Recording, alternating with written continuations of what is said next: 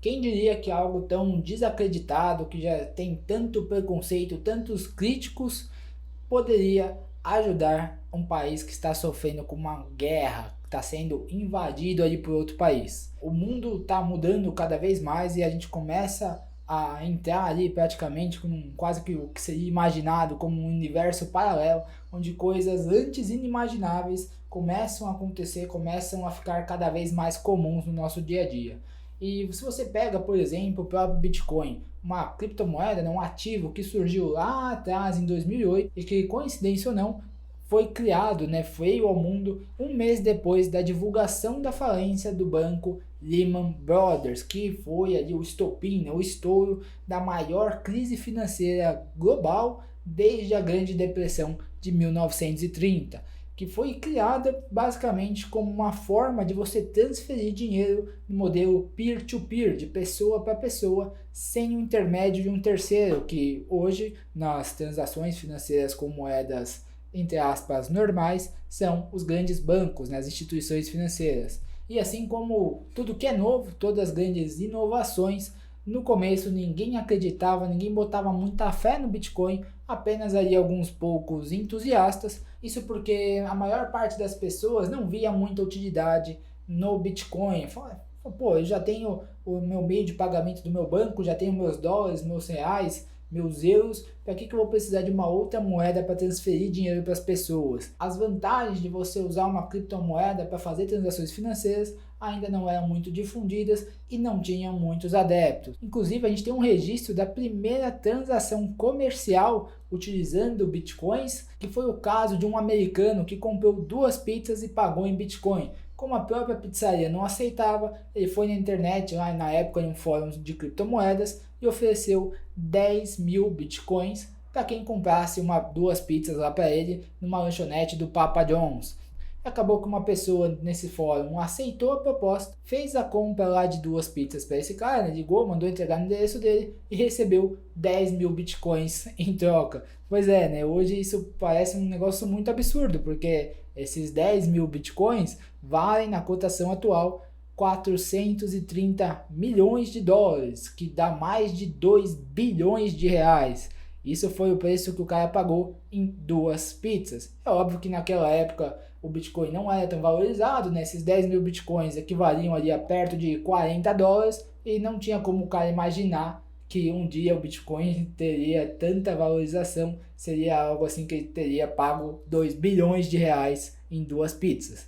E o tempo foi passando, essa criptomoeda foi ganhando ali cada vez mais adeptos, foram surgindo inclusive outras criptomoedas, cada uma tentando agregar algo diferente, né, do Bitcoin. Então a gente teve as mais populares aí hoje, né, o Ethereum, Cardano, Solana, só para citar algumas, né, a gente tem provavelmente algumas centenas de criptomoedas que já foram criadas e inclusive muitas pessoas começaram a ver na mineração de criptomoedas, tanto Bitcoin como outras, uma fonte de renda. Afinal, toda vez que você faz essa mineração, você é recompensado com a criptomoeda que você está minerando e isso daí vale algum dinheiro, né? Nem todas são tão valorizadas como o próprio Bitcoin, mas todo dinheiro é dinheiro. Isso acabou, inclusive, impulsionando a criação de muitas criptomoedas, inclusive de algumas que se mostraram grandes fraudes ou simplesmente brincadeiras que saíram fora de controle, né? Ficaram muito grandes, como o próprio Dogecoin e outras que ficaram conhecidas aí como moedas meme.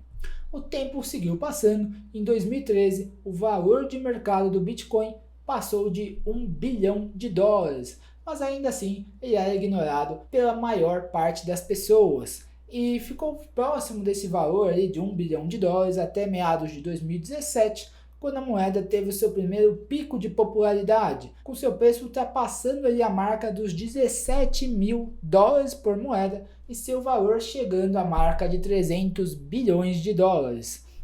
O tempo seguiu passando e na virada de 2020 para 2021, alguns investidores institucionais, né, que são conhecidos aí por serem a vanguarda do mundo dos investimentos, sempre demoram um pouquinho mais a adotar essas novas tendências, começaram a enxergar o poder do Bitcoin como um hedge, né, como uma proteção para a inflação, junto a outros ativos conhecidos ali pelo seu potencial de proteção nos portfólios, como o ouro, por exemplo, que acho que é o mais conhecido dessa categoria. e na virada de 2020 para 2021, o Bitcoin explodiu, chegando a ultrapassar pela primeira vez o valor de mercado de $1 trilhão, com o preço da criptomoeda tendo batido a marca dos $60 mil.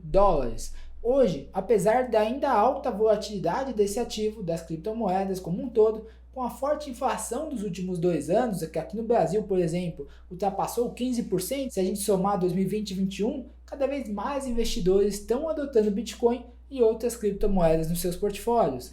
E cada vez mais a gente vê também um aumento na utilidade do Bitcoin, não apenas como transferência online entre as pessoas que querem se manter anônimas, que não querem ter a sua transação registrada em nenhuma entidade financeira, não querem ter um intermediário nessa transação, mas também para ajudar lugares que sofrem com uma moeda fraca ou com alguma interferência do governo. A gente tem como exemplo o caso mais famoso do país El Salvador, um pequeno e pobre país aqui próximo da gente, da América Central, que tem o dólar como sua moeda principal e que recentemente passou a adotar o Bitcoin como uma moeda alternativa, visando especialmente ali atender, de acordo com declarações do próprio presidente, a população que não tem acesso a serviços bancários.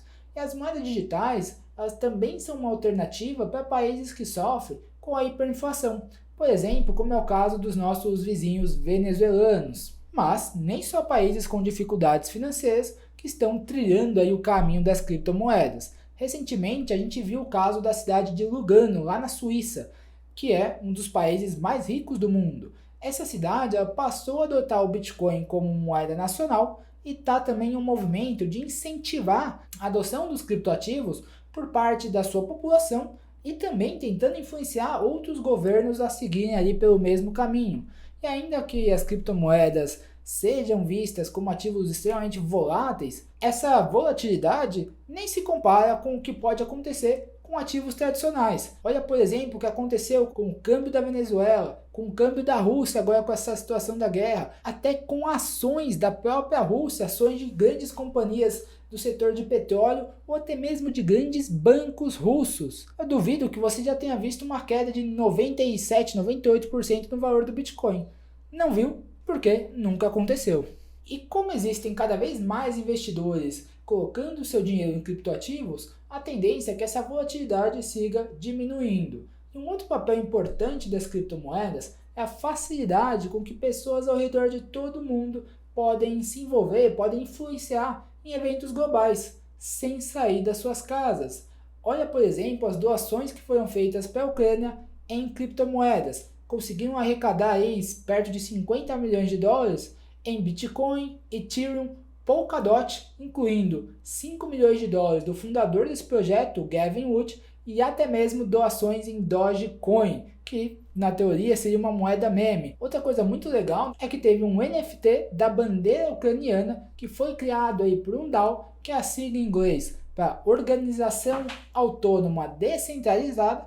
É como se fosse uma empresa, porém diferente do modelo tradicional, onde, assim como acontece com os criptoativos, a gente tem uma gestão descentralizada. Então essa bandeira foi leiloada e o lance vencedor foi dado, inclusive, por um grupo de pessoas da própria organização, desse próprio Ukraine DAO, que se juntaram para comprar o NFT da bandeira por $6,7 milhões, mais de R$30 milhões doados também para a causa da Ucrânia. Você pode estar pensando, por que não ajuda com dinheiro normal? Porque com criptomoedas você tem uma facilidade na transação, sem ter que ficar mandando remessa para o exterior, pensando em conversão de câmbio, etc. Você só envia e você tem um registro único ali através do blockchain de que você participou na ajuda, na contribuição de um evento histórico como esse, que é essa infeliz guerra que está acontecendo lá na Europa. E por esses motivos que eu acredito que cada vez mais pessoas vão entender o poder das criptomoedas, tanto na facilidade e segurança das transações financeiras,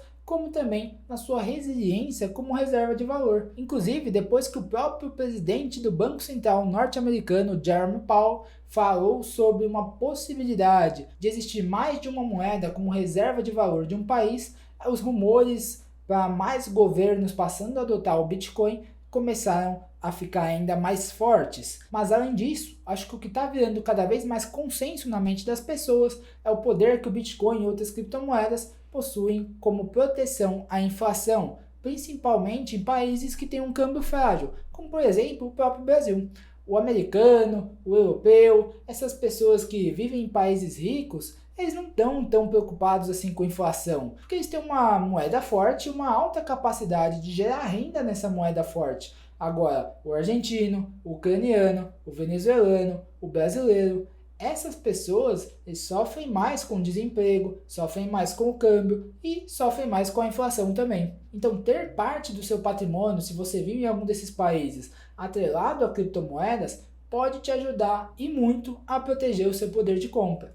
Porém, existem diversas maneiras de você fazer isso, de você ter essa exposição a essa classe de ativos, algumas inclusive que são mais complicadas do que outras. Eu prefiro, por exemplo, fazer como os grandes investidores e usar a facilidade e a praticidade de você investir em um ETF de criptomoedas. Porque ainda que hoje o Bitcoin seja a principal criptoativo que existe no mundo, como nesse segmento as coisas mudam muito rápido, pode ser que isso no futuro seja diferente. Então, tendo uma carteira diversificada com as criptomoedas mais relevantes, inclusive com um rebalanceamento automático, como é o caso do Hash 11, que eu já fiz até uma análise lá no nosso clube dos fundos, eu consigo me proteger desse risco e evitar ter que acertar qual que vai ser a cripto vencedora.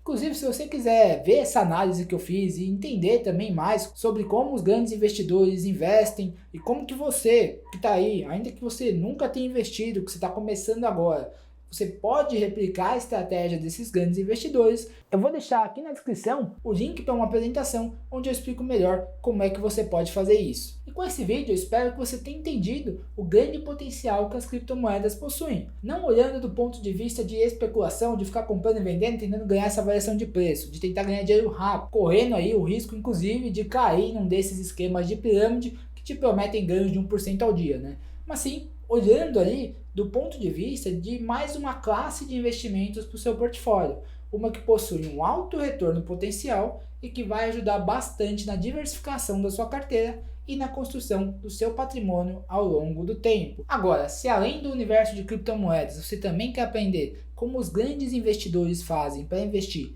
em bolsa de valores sem ter que comprar, sem ter que analisar nenhuma ação, dá uma olhada nesse vídeo que eu vou deixar aqui do lado para você assistir.